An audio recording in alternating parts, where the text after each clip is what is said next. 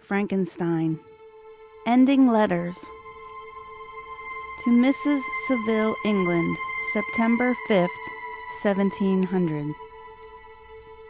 Dear Sister, you have read this strange story.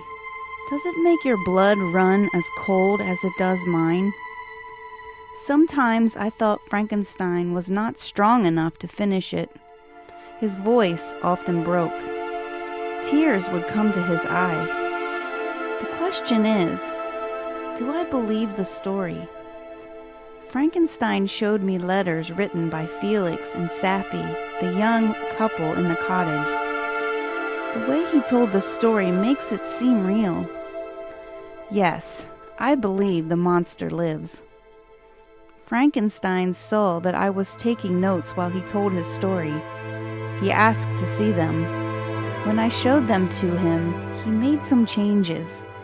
He wanted to make sure I told the story correctly. Then I asked how he gave life to the monster. He said, "Have you gone mad? Didn't you learn from my tale? Never again will such a creature be made. I will take the secret with me to my grave." I am sure that Frankenstein is a little mad, but only when he speaks of the monster. When we talk of other things, he is great company. Oh, the things he knows, and the things he has read. I wrote before of finding a friend. I wanted someone to talk with. I have found him in Victor Frankenstein. I told him so. "Poor Walton," he said to me. "I would love to be your friend, but I cannot. Think back on my friend Henry.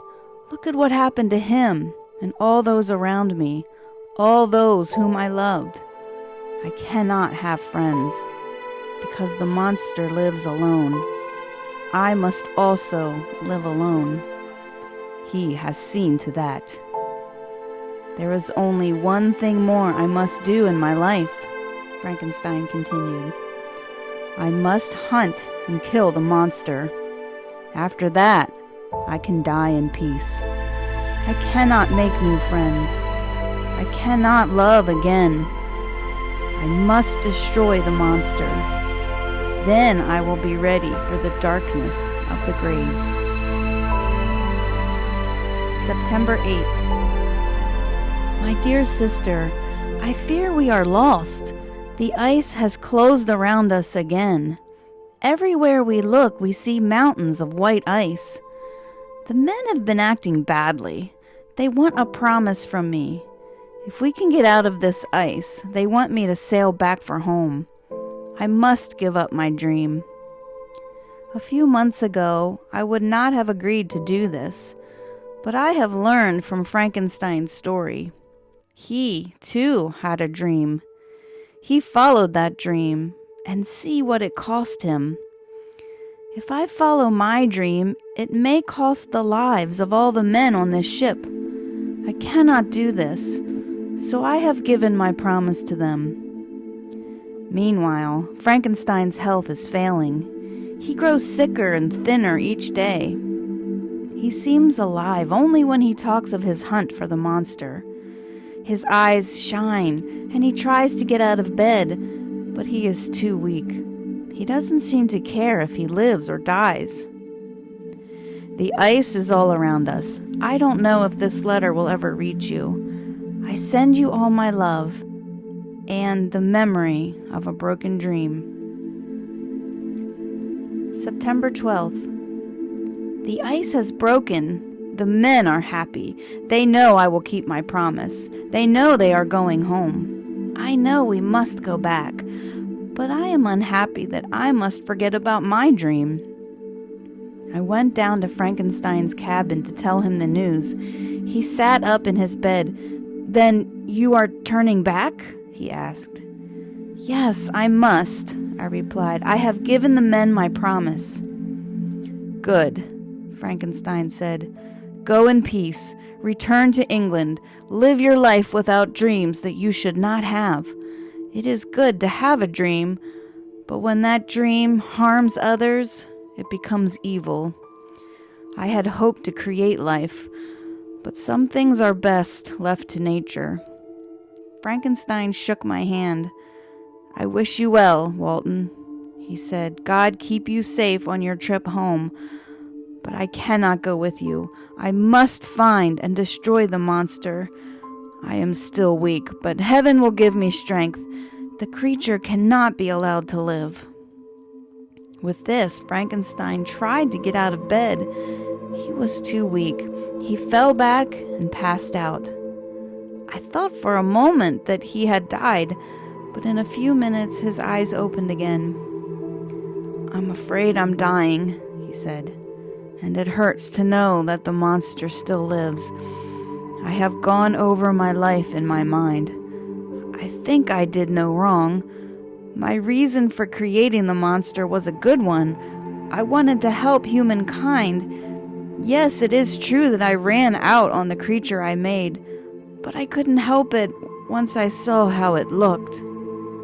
And I think I was right when I would not make a wife for him. He had shown what he was like. He had killed William and had caused Justine's death. I couldn't know for sure that he wouldn't kill again. And if there were a whole race of these creatures, who would be safe? I wish I could ask you to take up my hunt for the monster. I can't do that. You have your own life to live. But if you should ever come across the evil creature, kill it. Don't stop for a second. And now... His voice faded away. He lay back on the bed. I took his hand. He weakly pressed my hands. Then his body gave a small shake, and he was still. For the first time since I met him, I saw a peaceful smile upon his face. Victor Frankenstein had died. I must stop writing now. Something is going on below decks. I hear a sound like a human voice, but somehow it is different. I have to go see what is happening. I will finish this letter when I come back to my cabin. Great God! What I have just seen! I must write it down. My mind is spinning. I feel as if I may go mad, madder than poor Victor Frankenstein. The sounds I heard were coming from Frankenstein's cabin. I went in.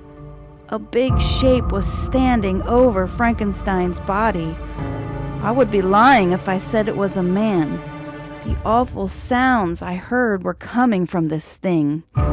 Its long hair was black, shiny, and ragged. The hair covering its face. One hand was reaching out as if to touch Frankenstein. I saw the hand. It was yellow and wrinkled, like a mummy's. It was Frankenstein's monster. It heard me come in. It turned to face me. Never in my life have I seen such a face. I cannot find the words to tell how ugly and horrible it was. I had to turn away. I was afraid that the monster would leave. Stay, I said. The monster looked at me in surprise. Then it looked back at the dead body of its creator. It went back to Frankenstein's bedside, as if I weren't there at all.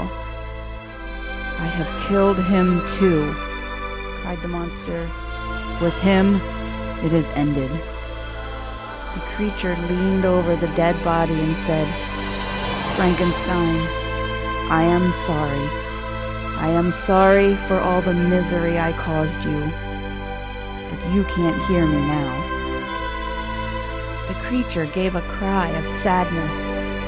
I looked at the monster. I almost felt sorry for it. Then I remembered what Frankenstein had told me.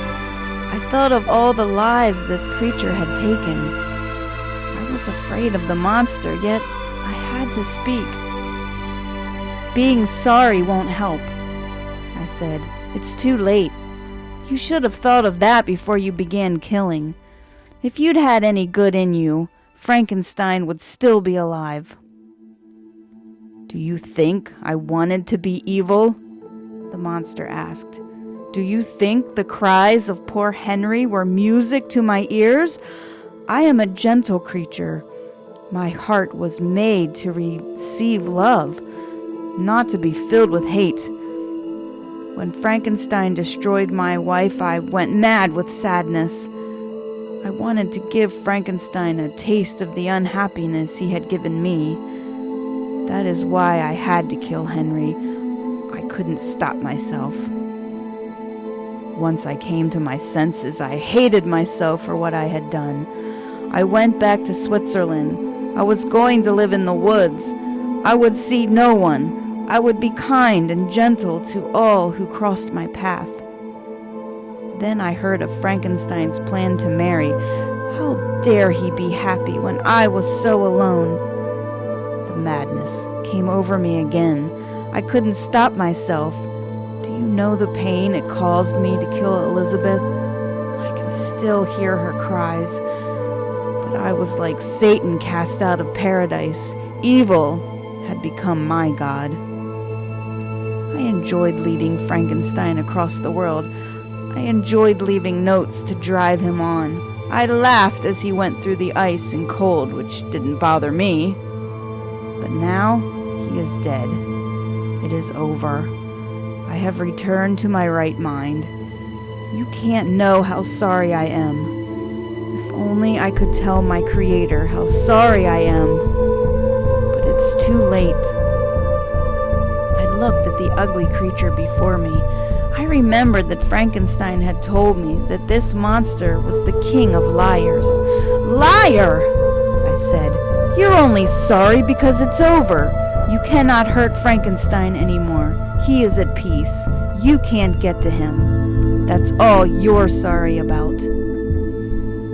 "I know why you think that," the monster said. "But all you heard was Frankenstein's story. Yes, I destroyed his dreams and his life, but it didn't make me feel any better. It made me feel worse.